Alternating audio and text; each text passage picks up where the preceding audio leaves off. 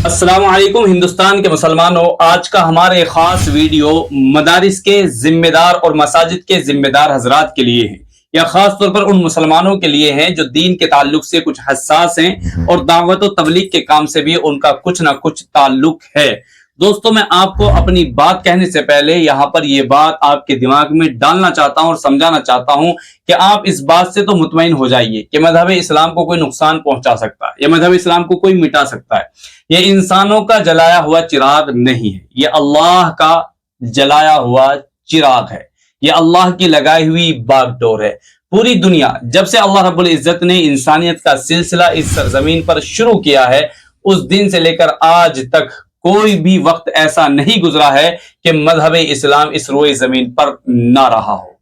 आप ये बात जहन में रखें कि मजहब इस्लाम जब तक भी रहेगा इंशाअल्लाह अपनी शान और शौकत के साथ रहेगा, उरूज के साथ रहेगा। और मजहब इस्लाम मगलूब होने वाला दीन नहीं है, बल्कि ये गालिब होने वाला दीन है। इसकी बशारत, इसकी खबर अल्लाह रब्बुल इज्जत ने दी है, जो सच्चों में सबसे ज्यादा सच्चे हैं। हमारे प्यारे नबी ने इसकी खबर दी है कि रोए जमीन पर कोई कच्चा और पक्का घर ऐसा नहीं बचेगा जिसमें मजहब इस्लाम दाखिल नहीं हो जाएगा। हो सकता है कि कुछ लोग मेरी इस बात से एग्री ना करते हों, लेकिन जिनका कुरान और हदीस की बातों पर, अल्लाह और उसके रसूल पर ईमान है, वो 100% यकीन के साथ कह सकते हैं कि गालिब आने वाला जो दीन है, अल्लाह का जो पसंदीदा दीन है, अल्लाह का चुना हुआ जो मजहब है, वो मजहब इस्लाम है। बहरहाल अपने अपने अकॉर्डिंग कोई भी कुछ भी कह सकता है और उसके पास उसके सोर्सेज और उसके पास उसके सबूत भी हो सकते हैं, लेकिन हमें यहां पर सिर्फ अपनी बात करनी है और मजहब इस्लाम के ताल्लुक से बात रखनी है। तो आप इस बात से तो मुतमईन हो जाइए कि मजहब इस्लाम को कोई मिटा सकता है या इस चिराग को कोई बुझा सकता है।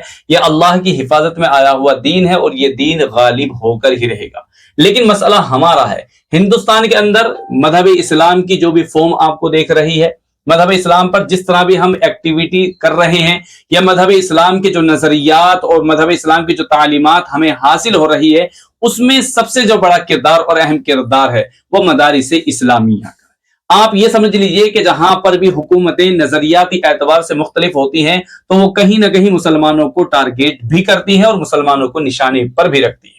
आप देख लीजिए कि मुल्क के अंदर किस तरह से मदारिस के साथ जो कुछ मामला हो रहा है, जबकि सुप्रीम कोर्ट का भी इस पर बाकायदा आप समझ लीजिए कि फैसला और बिल्डोजर की कार्रवाई पर बाकायदा एक ये समझ लीजिए फैसला भी आ चुका है। हाल ही में तहफ्फुज कॉन्फ्रेंस हुई और उसमें मौलाना अरशद मदनी भी थे और मौलाना महमूद मदनी भी थे। मौलाना अरशद मदनी ने जो बात कही, मैं आपको वो बात बताना चाहता हूं। मौलाना अरशद मदनी साहब ने कहा कि हमारे मदारिस के अंदर सिर्फ खालिसतन दीन की तालीम पढ़ाई जाती है। यहाँ पर कारोबार कैसे चलेगा, दुनिया में आपको किस तरह से पैसा कमाना है, दुनिया के ओहदे और दुनिया की डिग्रियां कैसे हासिल करनी, ये नहीं सिखाया जाता। मदारिस की चार दीवारी में टाट के बोरिए पर बैठकर आपको यह सिखाया जाता है कि तुम्हारे रब ने, तुम्हारे अल्लाह ने दुनिया में जो तुम्हें भेजा है, उसके भेजने का क्या मकसद है, आखिरत की जिंदगी क्या है, मरने के बाद क्या होने वाला है, सही कामयाबी और सही इज्जत तुम्हारी किस चीज में और किस रास्ते पर चलने में है, ये मदारिस में सिखाया जाता है। यानी खालिसतन मजहब की तालीम दिलाई और सिखाई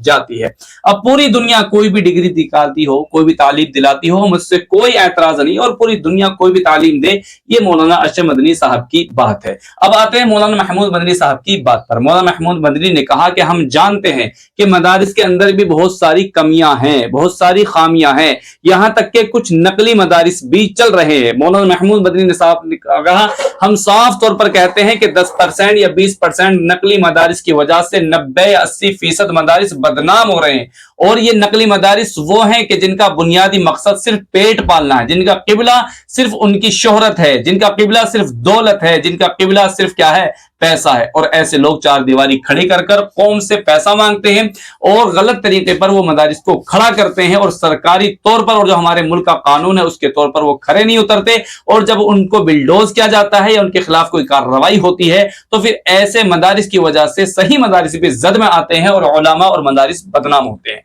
तो ऐसे मदारिस को सरकार को चाहिए कि मौका दे और उनको संभलने का मौका दे। अगर ऐसे मदारिस संभलते नहीं है और ऐसे मदारिस के जिम्मेदार अपने आप آپ کو صحیح راہ پر اور قانون کی راہ پر نہیں لاتے ہیں تو پھر ایسے مدارس کے خلاف ہم خود کھڑے ہوں گے اور ایسے مدارس کو بند کروانے میں سب سے اہم کردار خود ہمارا ہوگا۔ لیکن یہ بات ذہن میں رہے کہ 80% یا 90% مدارس ہندوستان کے اندر ایسے چل رہے ہیں جو بالکل لیگلی ہیں اور قانونی اعتبار سے ٹھیک ہیں۔ یہاں پر مولانا محمود مدنی صاحب نے ایک بات اور بھی بہت اچھی کہی، اور وہ بات یہ تھی کہ جن مدارس کے اندر کاغذات یا قانونی اعتبار سے کچھ کمیاں ہیں، خاص طور پر دو بات قابل ذکر ہیں۔ پہلی بات یہ ہے کہ جس زمین پر ہمارا مدرسہ بنانے کا ارادہ ہے اس زمین کی باقاعدہ رجسٹری ہونی چاہیے کسی سنستھا، کسی تنظیم یا کسی فرد کے نام۔ اسی طریقے سے اس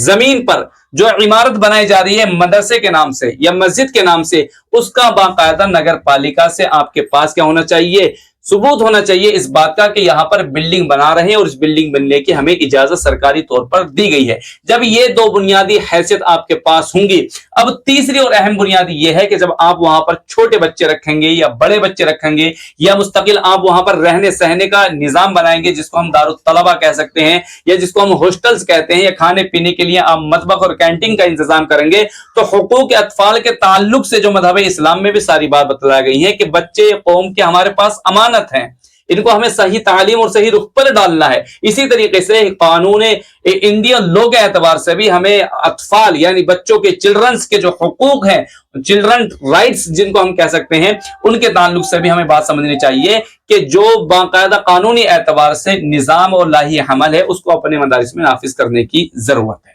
لیکن یہاں پر چلتے چلتے مولانا محمود مدنی صاحب نے ایک آخری بات کہی اور وہ بہت ہی زبردست بات تھی جس کو میں سمجھتا ہوں، اور انہوں نے اس تعلق سے کہا کہ اگر سرکار اس کے باوجود بھی اگر صحیح جو مدارس قانون کے لحاظ سے اور اپنے صحیح نہج پر چل رہے ہیں ان کو بگاڑنا چاہتی ہے، پھر ایسی صورت میں ہم سرکار کی مداخلت اور سرکار کی دخل اندازی کو برداشت نہیں کریں گے۔ سرکار ہمیں مٹانا چاہتی ہے تو ہم مٹ جائیں گے، لیکن ہمارے مٹانے سے معاملے اور مسائل حل نہیں ہوں گے بلکہ مزید پیچیدہ ہوتے چلے جائیں گے۔ تو یہاں پر مولانا ارشد مدنی صاحب ہوں، مولانا محمود مدنی صاحب ہوں یا دیگر مدارس کے ذمہ دار ہوں، تحفظ مدارس کانفرنس میں انہوں نے زبردست باتیں کی ہیں اور مسلمانوں نے ان کی ویڈیو یہاں تک کہ میڈیا بڑے بڑے پلیٹ فارم پر بھی ان ویڈیو کو بہت زیادہ شیئر بھی کیا جا رہا ہے، اور یہاں پر مولانا محمود مدنی نے یہاں تک آر پار کی بات کہی اور انہوں نے یہ کہا جو بات ہماری سننا چاہتے ہیں ملک کے لوگ، جو ہماری بات سمجھنا چاہتے ہیں، ان کا جوتا ہمارے سر پر ہے، لیکن جو ہماری بات ہی سننا نہیں چاہتے، ہمارے حقوق کی بات ہی کرنے نہیں چاہتے، تو پھر تو معاملہ یہ ہے کہ بیچ کا کوئی راستہ نہیں ہے، پھر تو یہ ہے کہ جان دے سکتے ہیں ہم اور کیا کر سکتے ہیں۔ یعنی یہاں مولانا محمود مدنی صاحب نے کچھ بات اس طرح کی کہی۔ تو بہرحال وہ ویڈیو آپ نے بھی سن رکھی ہوگی، لیکن میری اس ویڈیو کا پیغام اور میسج بھی یہی ہے کہ جو نقلی مدارس ہیں جو شریعت کے نقطۂ نظر سے بھی ٹھیک نہیں ہے، علماء اکرام اور بڑی بڑی تنظیمیں ان کو منع کر رہی ہیں اور اسی طریقے سے قانونی اعتبار سے بھی ان پر شکنجہ گاڑا جا رہا ہے، لہذا ایسے مدارس کو پھر ہوش کے ناخن لینے چاہیے اور ایسے مدارس کو یا تو ان کے کاغذاتی اعتبار سے فل کارروائی کر لینی چاہیے اور ہر طریقے سے ڈاکومنٹس اور ہر طرح کی جو سہولیات ہیں وہ فراہم کر لینی چاہیے، یا ایسے مدارس کو پھر اللہ کے ڈر سے اور اللہ کے خوف سے آپ ایسے مدارس کو بند کر لیں۔ امید ہے کہ اس ویڈیو